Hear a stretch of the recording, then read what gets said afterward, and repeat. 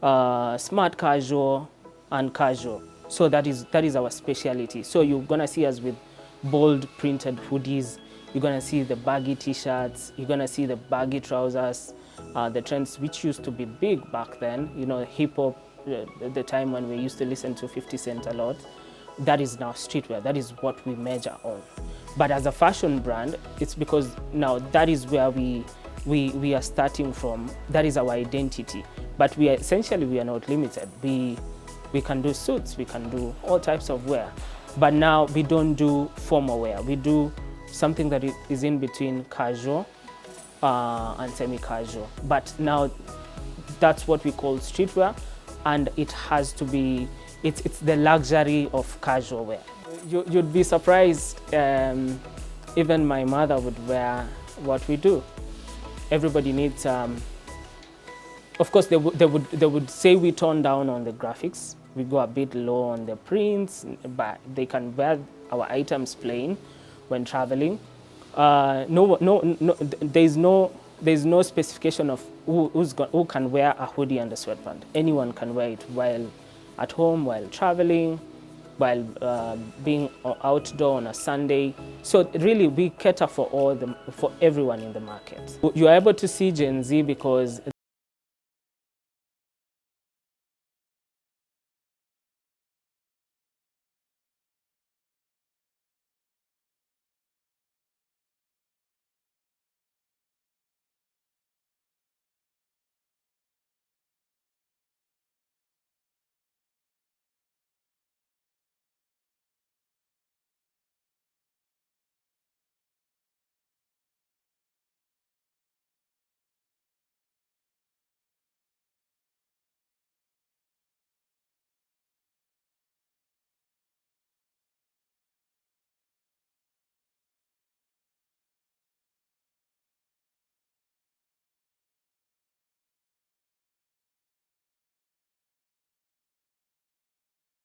some of the markers that are going to identify our product is the logo, the brand, the logo Artfit, the quality of the fabric, and the bold expressions in terms of print.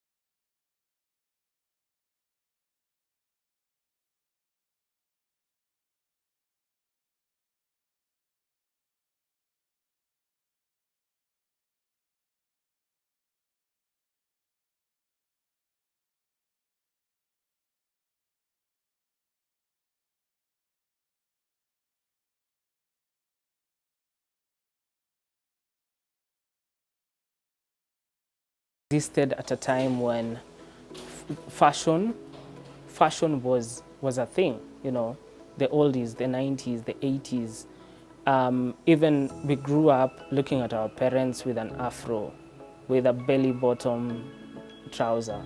And there was, the fashion space was so expansive also because we were introduced to mitumba. Mitumba was everything. You could find a piece that is really unique. You could find a piece you couldn't understand.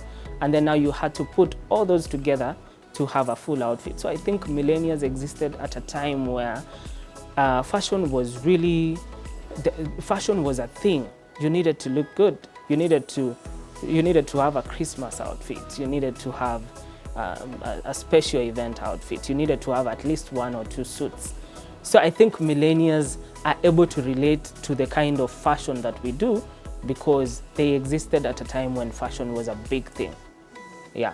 And they did, you know, even during the time they used to learn how to crochet. They used to learn how to sew because you used to make your own outfit. If ikipasuka somewhere, you need to take a needle and do the work. So they really understand the value that we give as a brand that is made locally, as a brand that manufactures.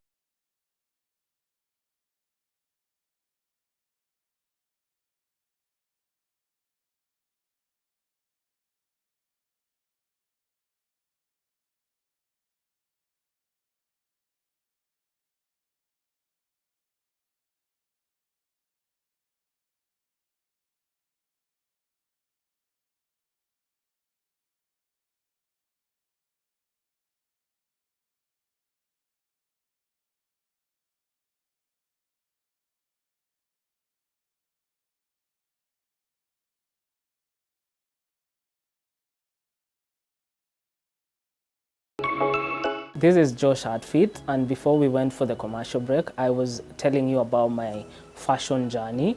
The biggest highlight in the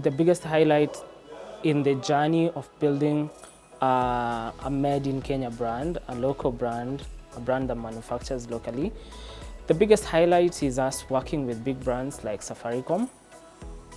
We partnered with Safaricom on a project they had for Generation Z that was encouraging them to explore careers, alternative careers. And these alternative careers, so many of them are in the textile industry, in the fashion industry, and also working with brands like EABL and many other local brands which want to elevate their, either it's the merchandise that they do, or they want to support other brands which are building locally and trying to build the industry and trying to just create opportunities for young people so that they can be employed.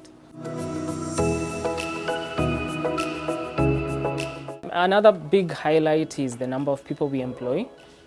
Sometimes, you know, you're having a bad day, things are not really going as much as you want them to go, but you look at the number of livelihoods that the brand is able to support, and you're like, this is what I live for. I could keep doing this. This is giving me so much purpose. It's giving me so much desire to do more. Other highlights that have been really important to me, our brand being appreciated beyond the borders. We do send our orders to Ethiopia, Uganda, Rwanda. You'd find a customer from Tanzania or even Australia, Canada. They're like, I came across this brand and I think your style is really cool. The product you have is really cool. I would want to purchase. That is usually a really big and exciting highlight. Another highlight is the number of people we are able to employ. We employ young people at all the stages of production, from pattern design to fabric cutting to stitching to finishing to customer support and retail. And you look at all those young people, you're like, this is the drive that this thing keeps. This is something that drives me. This is something that I need to be doing every day.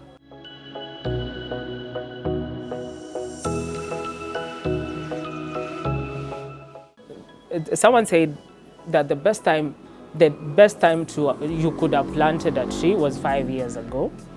The next best time is right now, because then again, if you don't do it right now, I mean, you'd start counting your 5 years, and in 5 years you wouldn't have done it. In 5 years, we can see ourselves in so many markets. We can see ourselves in the Kenyan, bigger in the Kenyan market, expanded to East Africa first, because we get a lot of love from Uganda, Tanzania, Rwanda. We are seeing ourselves branching out into so many retail stores that are dedicated to the brand, and we want to be the standard of fashion made in Africa. The challenges are many, because business is about dealing with challenges every day. The first challenge is the cost of running an enterprise like this one is just over the roof. The other issue would be, maintaining the quality that we do demands that we always source for fabric, for materials in the global market. And you see, when our economy is not really doing well, and the dollar is depreciating, you find that a product which you used to purchase at X amount of money 2 months ago, the price has already gone up, because the Kenyan shilling is depreciating, and the markets would always move, and you are supposed to pay extra, which you really don't want to pass down to the customer, because at the end of the day, you want to also, there's a price you want to make sure that your product is selling.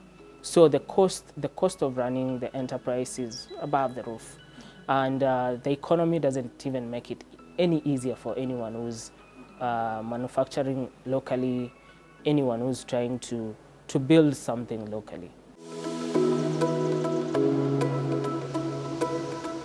Fashion value chain, I believe, has the highest number of job opportunities for young people. When we look at manufacturing at the level that you're not manufacturing cars, but you're in industry. I mean, you're industrializing.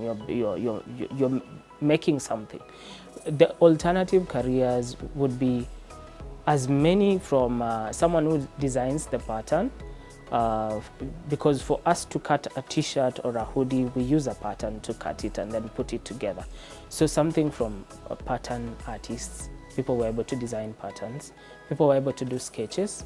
Those are fashion designers who are able to put a concept that is in mind on paper, so that the pattern artist can take it from there and also build a pattern. Then we have the seamsters and seamstresses. A seamster is another word for a male tailor. A seamstress is a female tailor. So the actual stitching, seamsters, seamstresses, those are in good numbers, because for you to dress 1 million people, you need so many people to be on the machine and doing the stitching. Then there are people who do the finishing, the people who do the buttons, the people who do the zippers, the people who check for the quality of the stitch work, and then there's the quality QC, the QC quality control, the people who are always checking whether everything is put well together, there are no stitches that are running. So you see, those are so many alternative careers that exist also. Now, once you're done with the garment design, now you get to the other aspect of garment design, which is the branding. Now, putting the logos, putting the artwork, and that is done by printers, embroiders, and those opportunities also exist for young people who want to take up those opportunities. And then now you come to customer representatives and customer experience. You also come to people who are able to do sales, because if you produce, it's just not enough to produce. You need to produce and put in the market. And you must have a dedicated team that is doing the sales and marketing. And then now you also come to the new world, where we have to do all our marketing on social media, on YouTube, on Instagram, on TikTok. Now you come to other alternative careers which are creating content around fashion, styling, because also styling is really big.